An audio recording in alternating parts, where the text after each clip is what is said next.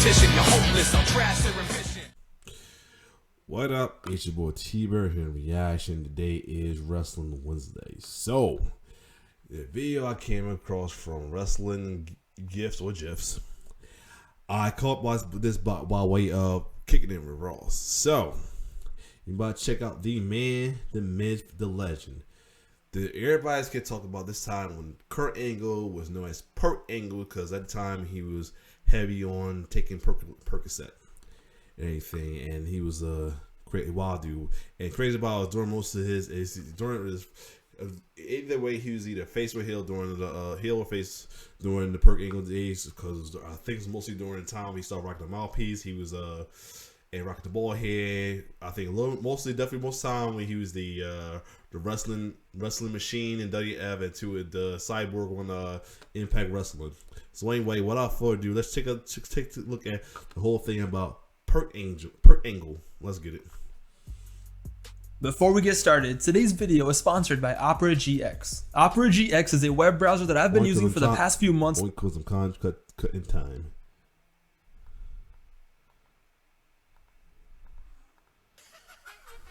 Kurt Angle is without a doubt one of the greatest wrestlers of all time. Everybody and their mom knows that. But when it comes to the 2000s, there was no wrestler that was tweaking more than prime Kurt Angle. Kurt Angle in his prime, to simply put it, was a maniac. And goddamn do I love prime Kurt Angle. No, this was a special time to be alive, because this man was running around doing the wildest shit for absolutely no reason. Especially in the mid 2000s, when Kurt Angle reached a certain point of his career, he just started tweaking and became a totally different man. And there's so many memories and moments that I remember that are some of the wildest moments I've ever seen in wrestling history. The first memory I have of Kurt Angle was not drinking milk or being the Olympic hero. No, I remember Kurt Angle just straight up being a psychopath. I first saw Kurt Angle in 2004, and this was the year that he was named the general manager of SmackDown, and he was going to be running the show, and everything was cool until one episode. To simplify the storyline, the Big Show was walking around and couldn't find a Big Mac, so he got hangry, and for some reason he started bullying poor Tori Wilson, and this resulted in Kurt Angle pleading the Big Show to stop. The Big Show was going to chokeslam Tori Wilson off the top. Yo, I remember that too. I thought and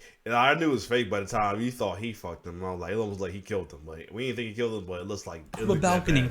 What happens instead? Well, it ends up with Kurt Angle getting chokeslammed off the top of the balcony straight to the floor, and they made it seem like Kurt Angle had just died. I mean, look at his body, look at the positioning, his legs, there was blood leaking out of his head. I was watching this live, 6 years old, and I knew for sure at that point that Kurt Angle... I was way older, and I knew kids probably thought he died. Bye-bye, he's dead, he's never waking up. There was no way he was ever gonna wake up after this. Fam, just look at this. Even the way he was laying there, it looks like one of those crime scene chalk outlines. Now, I knew for sure he was dead until 2 weeks later. Angle came back on SmackDown in a wheelchair, which first of all, he had his leg in a cast. What about his head, his neck, his everything?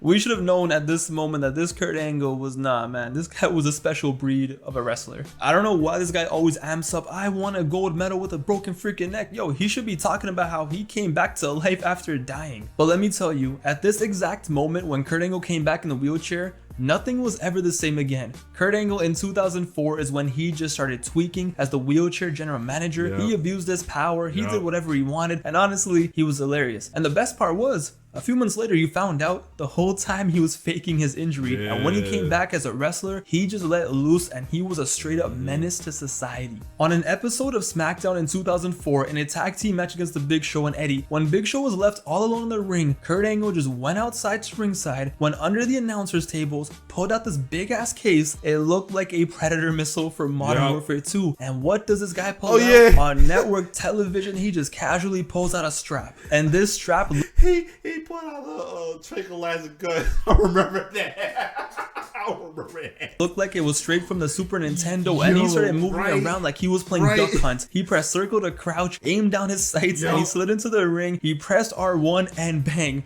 Kurt Angle shot the Big Show on SmackDown. What kind of wrestling was this? Yo. Just hear that sentence one more time. Kurt Angle shot the Big Show on SmackDown. I was watching this live as a kid and I really thought that this time Big Show was dead. Yeah, Kurt Angle survived his near-death experience, but this man just got shot. There is no way he's alive. I saw it with my own 2 eyes. I had no idea what a tranquilizer was back then. All you see is Big Show just stumbling and tumbling. Meanwhile, Kurt Angle was smiling and drooling all over the damn place. And then this psycho just gets on top of him with his goons and just starts shaving his head shaving the Big Show's head after shooting with the tranquilizer while thousands of people just stood there and watched. Then in 05, things just got more and more out of hand. Now what's worse than shooting a guy with a tranquilizer and shaving his head? Well, you're about to find out, because first he brought back the legendary Sensational Sherry to help him sing his own version of Shawn Michaels' theme song, I'm Just a Sexy Kurt, Sexy Kurt, I'll make your ankle hurt. Alright, that's cool. You know, respect. Amazing song, Kurt Angle. I love it. Hope it goes platinum. And then he just puts the 47-year-old woman in an ankle lock for no reason. But nothing was as wild as what this man wanted to do. God. This situation here. Oh my God. Charmel. He found himself in a feud with Booker T, and it was just a normal wrestling feud until he started walking around stalking Booker T's wife. And then one day in an interview, just flat out says this. I want to have sex with your wife. Bestiality sex.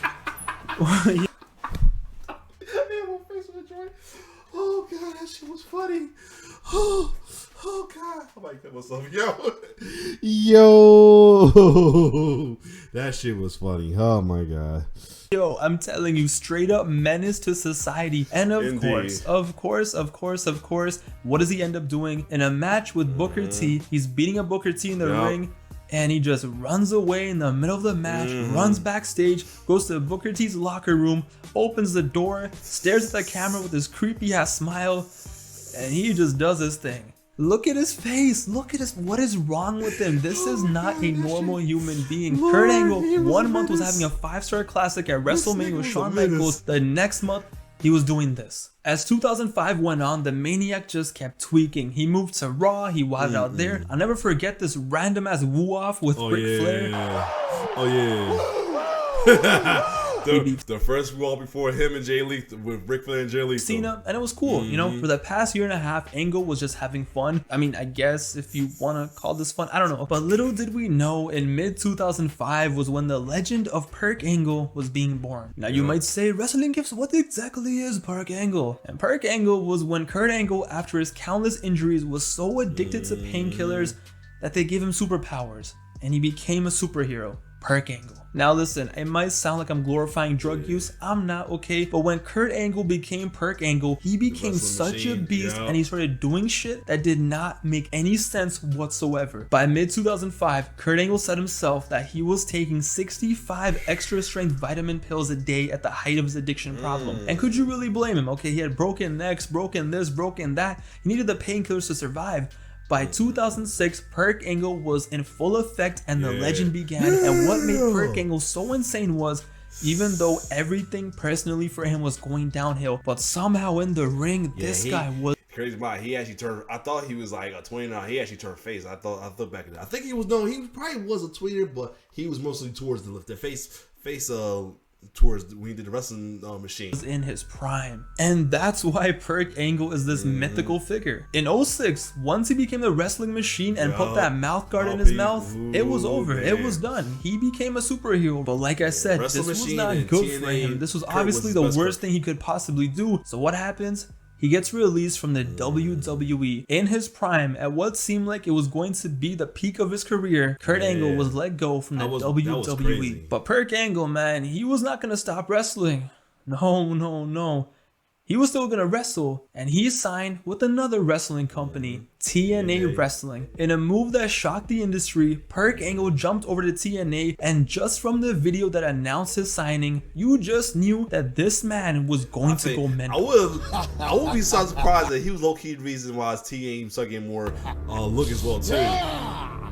So Angle signed with TNA, made his debut in what was such a hype moment against Samoa Joe, and for the next 5 years, while popping 60 pills a day, this man risked his life and his body, and he was doing things with his body that shouldn't be possible. Just look at this stuff. He pulls up to TNA, and he just, no, it's a wrap. Shortly after his debut, he has a match with Sting. What does he do? He goes to the top rope, he's stumbling and tumbling off balance, and just casually jumps in the air and does a 450 splash / knee drop, whatever the hell that was. This was a 220-pound Olympic heavyweight wrestler doing this. Why? How? Huh?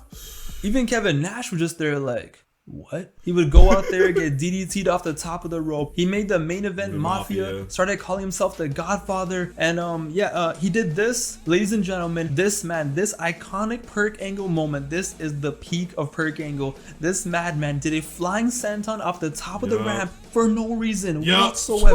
No, I'm genuinely serious. Abyss didn't even know that Angle was gonna do this. He was just standing there, looks up, and just sees Angle do a senton. Look at the height, look at the speed. What are you doing? And then in the same match, oh yeah, how about, ladies and gentlemen, let's just do this. Why not, right? It's not like I'm gonna feel it, might as well just do it. Whoever taught Kurt Angle how to do a senton should be banned, because he just kept going and going. More sentons to Mick Foley over tables, started doing ladder matches where he falls out the ring and animations that look like it's straight from a video game. He was literally out there just killing himself. For more details on his TNA run, please go check. And then he ran into the Dawn ladder and bloody Marky himself. D123's video. He covers everything, and it's one of my favorite videos of his I've ever seen. But yeah, speaking of Perc Angle, during this time, did I mention that his wife left him and he had a bunch of DUIs? I feel so bad for Mr. Angle in this. Like, it's so sad because his life was just going downhill, but he was just leaving. Left him and went to Jeff Jarrett, though. That was like another too real going into wrestling situation right there, along with